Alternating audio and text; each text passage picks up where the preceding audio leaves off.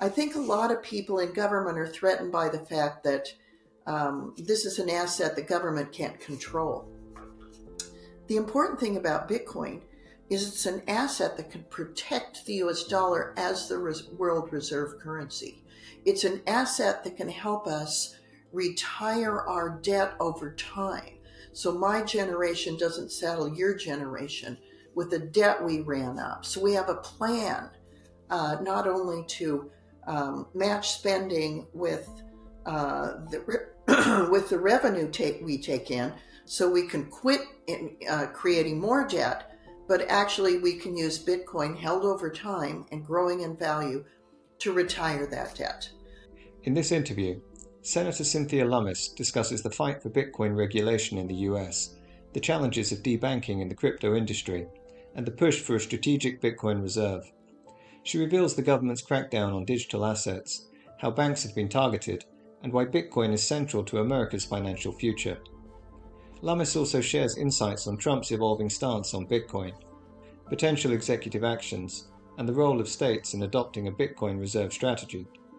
Stick around until the end to hear why Senator Lummis believes Bitcoin will be a cornerstone of America's economy, and what that means for its future price and adoption. Also guys, if you like our cryptocurrency content, please remember to like and subscribe to stay up to date.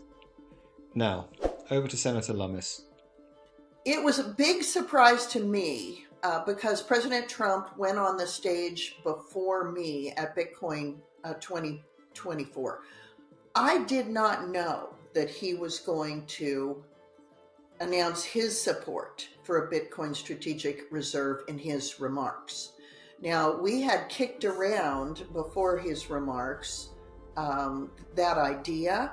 He had a copy of my bill, but I didn't know if it resonated with him. I didn't know if he was thinking along the same lines. So I was so delighted. I can't even describe how pleased I was that he supported it. And he was much more supportive than I expected. He was also much more informed than I suspected. So he obviously has a background and is surrounding himself with people who have backgrounds in Bitcoin. So that was new to me, and I couldn't have been more delighted. He has continued consistently to support Bitcoin, the notion of a strategic reserve, and now even has added the notion of a sovereign wealth fund, which I'm extremely pleased about. So what we saw a taste of at Bitcoin 2024 is now turning into policy, which is every policymaker's dream. I was fortunate enough to have the opportunity to take over a new subcommittee on digital assets in the Senate Banking Committee. There's never been one before, but of course, Alan, as you know, we have finally risen to the point where digital assets deserve this kind of attention. So I couldn't be more pleased with my Banking Committee Chairman, Tim Scott. He's embracing this technology, seeing the advantages to underbanked communities and non-banked communities in particular. And he has a tremendous gift for taking complex topics and distilling them down for everyone to understand. And that's really a gift that he brings to this discussion. In other words, the personnel are in place to really make things happen. The president appointed a digital asset czar type position in the White House. The new Treasury Secretary is conversant in digital asset issues. So is the vice president. So are the people that he's appointing to Treasury adjacent positions. You mentioned Howard Lutnick. Howard's fabulous.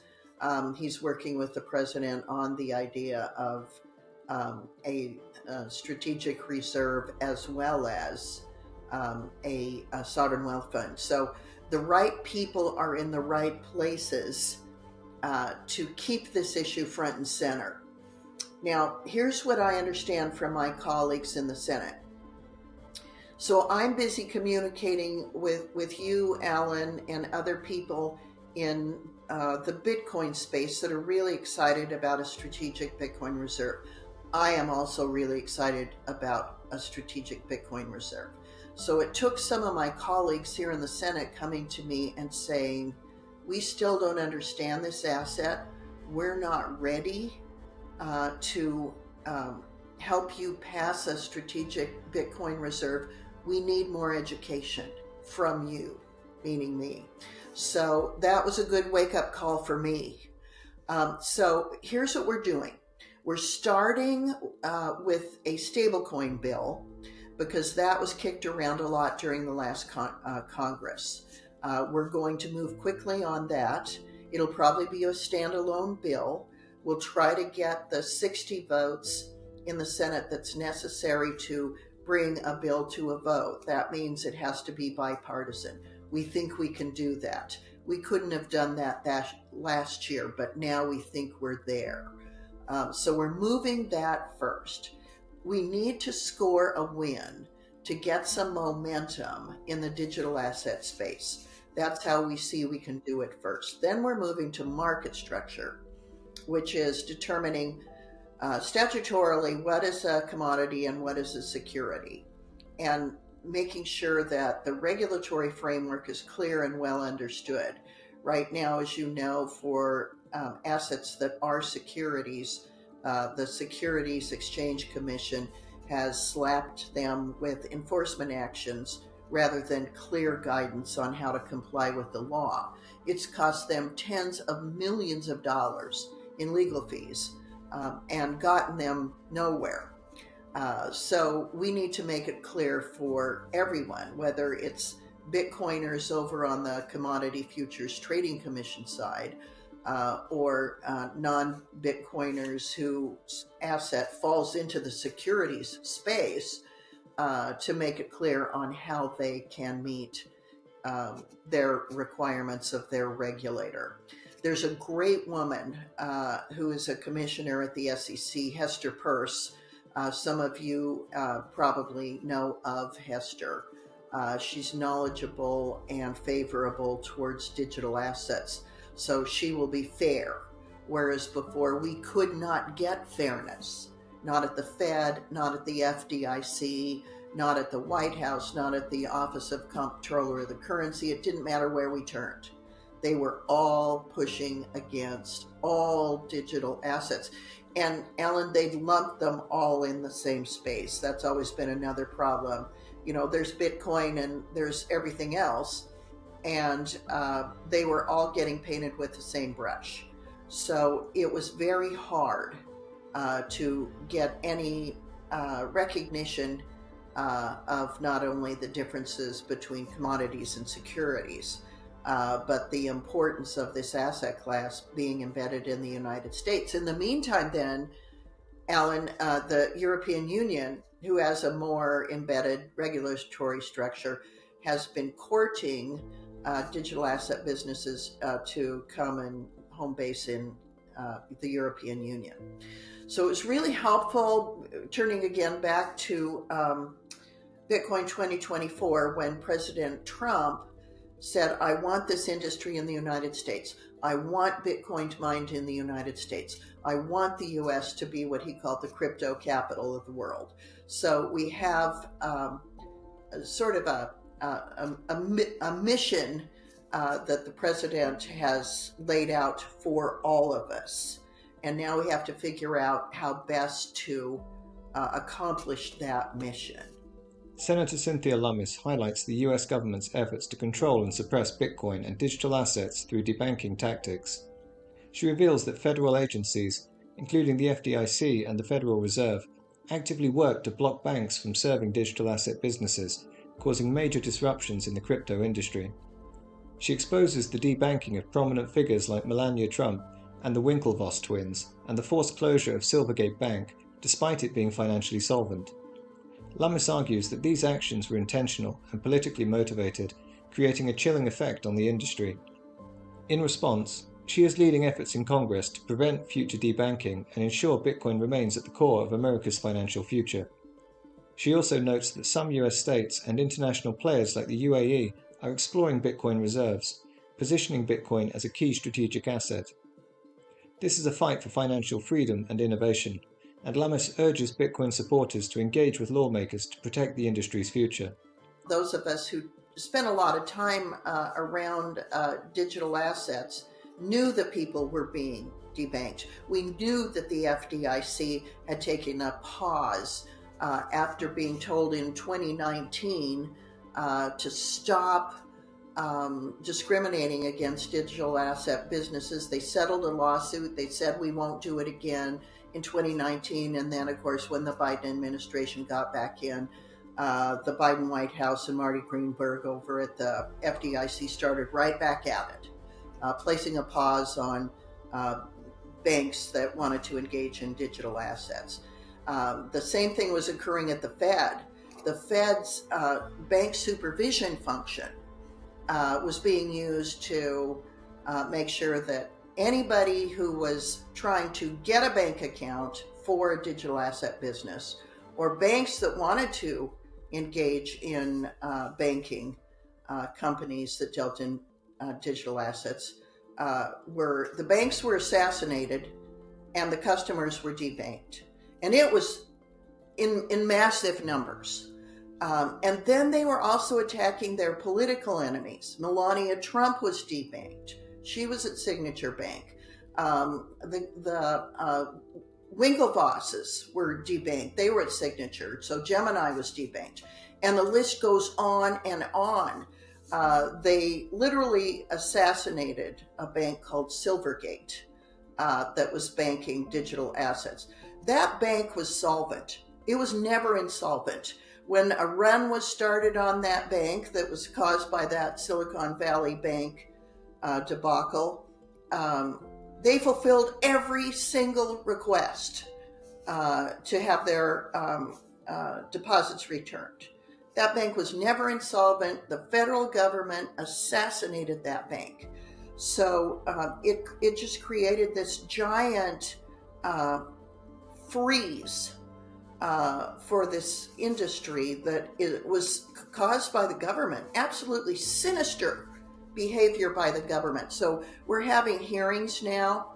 We've had one in the Senate Banking Committee, and then the Digital Asset Committee is going to do a series of hearings that are specifically focused on debanking of the digital asset community. We've got to expose this so it doesn't happen again. And then pass statutes that will prevent it from happening again. Absolutely. Well, I was unaware about the situation with Melania, and just, I guess, further backs up Trump's, switch from being anti-Bitcoin a couple of years ago to now being one of the biggest supporters, the first outside of, the great Nayib Bukele, but here in the U.S., the first America's first Bitcoin president, which is super exciting. I mean, the in comparison to the last administration, I mean, it's incredibly obvious how pro Bitcoin they are. Trump's obviously vocal about it. We know Treasury Secretary Scott Bessent has Bitcoin. We know Howard Lutnick has Bitcoin. Obviously, the one and only great Senator Cynthia Lummis, you've been our staunch supporter since day one, the original movement maker on everything here. And in addition to that, I think all the signs are pointing towards the inevitable passing of the Bitcoin Reserve proposal. I know you mentioned that there are some hurdles in place. Just curious from your perspective, if it comes to it, I know Trump has not hesitated to use executive action to push some things through. Is there a possibility where, if Congress resists the Bitcoin Reserve proposal, do you see a path where the president could enact some form of Bitcoin policy through executive action? I think the White House is researching that right now to try and understand the extent of their abilities to take existing government assets that are denominated in US dollars and convert them to Bitcoin. I think just intuitively that he probably has some of those powers. Now, what we're starting with is the federal government through the U.S. Marshals Service holds Bitcoin that were held in the asset forfeiture accounts. So they were involved in criminal activity, perhaps as early as the Silk Road matter, and held by the U.S. Marshals Service. We think those should be transferred over to the U.S. Treasury. So we'll be working with Secretary Bessent on that. Then we would like to see those held at Treasury and become the basis for a strategic Bitcoin reserve. There's about 200,000 Bitcoin. We need to better break those down to understand how many of those assets are fully within the federal government's long-term control, and how many of them are in some sort of a limbo status due to their asset forfeiture status. Then we want to try and help figure out whether the gold certificates, now this isn't hard gold, physical gold, these are gold certificates, whether they could be brought up to current fair market value. They're currently held on the U.S. government's books at their 1974 value. So bring them up to current fair market value and then sell them into Bitcoin. There again, helping fund the initial Bitcoin strategic reserve. So we're doing some of that research in my office. We're working with other players in the White House that surround the president to see if legally that is possible. The other thing, Alan, that I would mention, and I think it's more typical of the way things are apt to happen going forward, are that the states are looking at strategic Bitcoin reserves. You've got Pennsylvania, Texas, I think Wisconsin, and other states whose legislatures are in session now, considering founding a strategic Bitcoin reserve. We've also got other countries, as you know. The United Arab Emirates are looking at it, and other countries. So that helps as well. States tend to be leading indicators to the federal government of what's possible. States tend to be incubators of innovation. And so I'm delighted to see the states moving forward with these ideas, and I'm very hopeful that Bitcoiners who see the merits of a strategic Bitcoin reserve, who are in those states that are working on this, will engage with their state legislators about this and see if we can get a state to be a first adopter. Senator Cynthia Lummis makes it clear that Bitcoin is not just another digital asset, it's a game-changing financial tool with the potential to strengthen America's economy and provide a hedge against government overreach. She highlights the federal government's growing interest in Bitcoin reserves, the push from US states to adopt Bitcoin, and the urgent need for regulatory clarity to protect innovation. She also sheds light on debanking efforts targeting Bitcoin companies and the broader crypto industry, revealing how political and financial powers are resisting this monetary revolution. Yet, despite the challenges, Lummis remains optimistic that Bitcoin's role in the financial system will only continue to expand. This is a turning point for Bitcoin in the US. Will the government embrace it or fight it? The answer may shape the future of finance. Thanks for watching, and if you enjoyed this video, please remember to like, subscribe, and share your thoughts in the comments section below.